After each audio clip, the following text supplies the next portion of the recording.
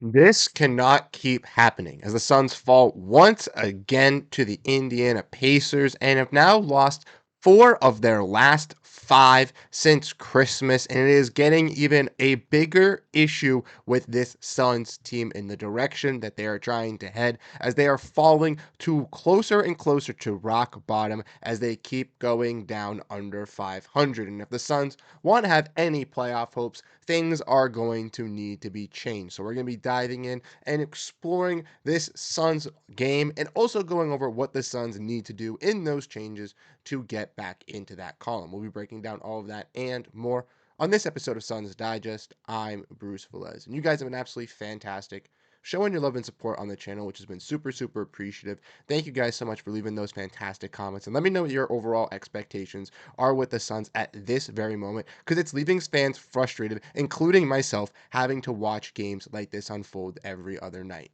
Without further ado, though, let's dive into the video at hand and make sure to grab a snack.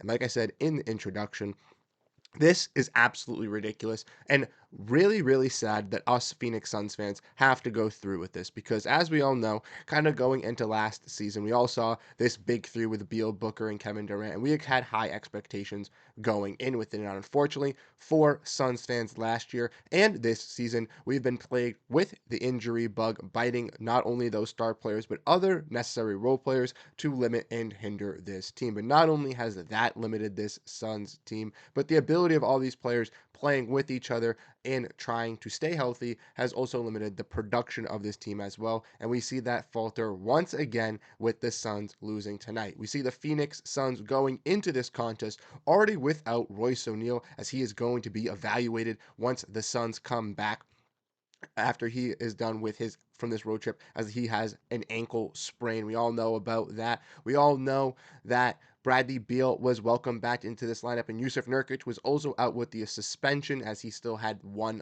final game to serve after fighting with the Dallas Mavericks. But late game scratches, Tyus Jones and Osa Ighodaro were also added to this list due to an illness, and this clearly limited the Suns going into this contest as they only had one center on this roster that could realistically play in Mason Plumlee, and that extremely limited the Suns in this game, like I mentioned. If we want to dive in and look at the stats for this game, like I mentioned, Suns lost to the Indiana Pacers 126 to 108. If we want to look at the stats, the Suns shot relatively even to where the Pacers were, and the Pacers were, shooting a little bit underwhelmingly in the first half, but in the third quarter, as we all know, the Suns' kryptonite came and bit them right in the butt, and they obviously allowed the Pacers to score 40 points, in which they only allowed them to score 46 in the first half. The Pacers also were dominant, like I said, in the points in the paint and scoring in that regard, and also were dominant on the boards as the Suns were limited with their center group going into tonight's contest, with only having Mason Plumlee, who tried to do his best, but honestly was not that great for the Suns comparative to his performance last time he played for the Suns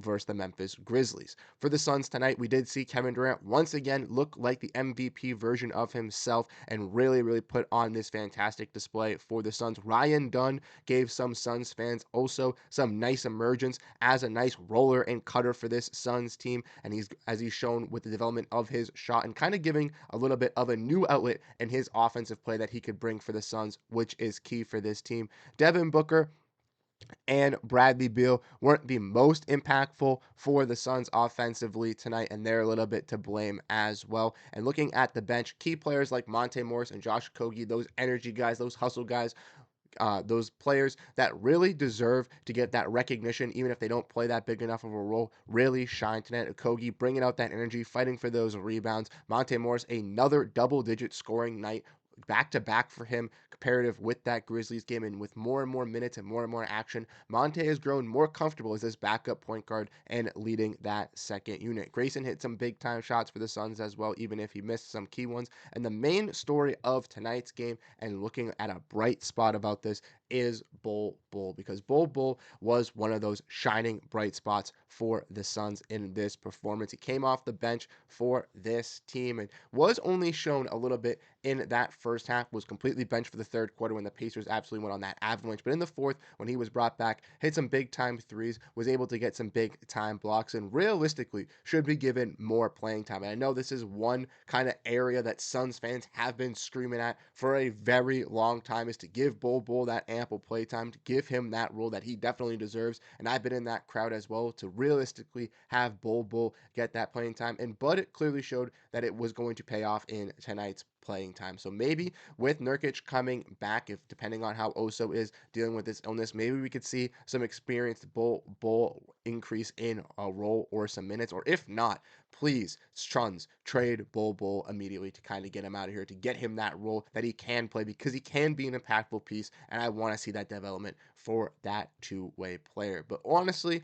when looking at this Suns team, like I mentioned, there are a lot of holes and a lot of discrepancies with this team. One thing for sure is the turnovers. Tonight, we saw the turnovers being abundant once again in the rebounding and center play, and lack of interior defense and the center position really limited the Suns. Honestly, with Mason Plumlee, he's a solid backup big for about the third or a half of the games he's going to play for the Suns this season. But in an instance where he's your only big, or in the lineup, or realistically only big you can really count on, he is going to fall and he is going to fail to in some instances like that. In instances where him and Oso can split those times, can split the gaps, he is going to benefit because he can get some break, he can get some rest. But in a night where he is going to be required to be that true big, it is not going to work out for the Suns, specifically when you're going up against a big and Miles Turner. And Miles Turner made sure that was known versus the Suns tonight. He was an absolute beast on the glass, grabbing boards left and right, throwing down ferocious dunks, and the Suns had realistically no stop for that interior presence. And mainly this whole season, they haven't had a stop for any interior presence. But against a team like the Indiana Pacers, one of the worst ranked defensive teams, bottom 10 in the NBA, a team with a fast-paced offense, a team with a pretty solid big, but not even a top-tier, top 10 big in the NBA, the Suns are getting outworked. So how do you think the Suns are going to fare against a team like with Nikola Jokic, or a team with Rudy Gobert, Alperen Sengun, Kristaps Porzingis, Joel Embiid, Evan Mobley, Jared Allen, naming the list of some of these top tier bigs that they go up against? They are going to get absolutely worked. And there are a multiple of other big names that I could have named as well that could easily tear up this Suns interior defense. So if a player like Miles Turner, obviously got to give him flowers. He's a great big, but he's not one of those top tier bigs. And if he can dominate and deliver like that, then a player of even higher magnitude could dominate this Suns interior offense, and that clearly shows a weakness with this Suns team. James Jones needs to get on the phone immediately. Matt Ishbia and this front office needs to get cooking immediately, and they need to find some sort of move to benefit this team. This team sitting right now is currently 15-18 in the Western Conference and is currently out of the play-in at this very moment. And for the Suns fans, including myself, Matt Ishbia promised us a championship type of season, a season where we'll be competing in the playoffs, and the Suns are not close to that at this very moment. Yes, the Western Conference is loaded. Yes, the Western Conference is close in contention, and the Suns could easily propel back into that plan just after a couple of games, but it's not going to happen without any shakeup. And with this roster currently constructed, with the players that we see on this Suns team, it is not good enough to win a playoff series. Meanwhile, make the playoffs probably in general, and that is scary if you're a Phoenix Suns fan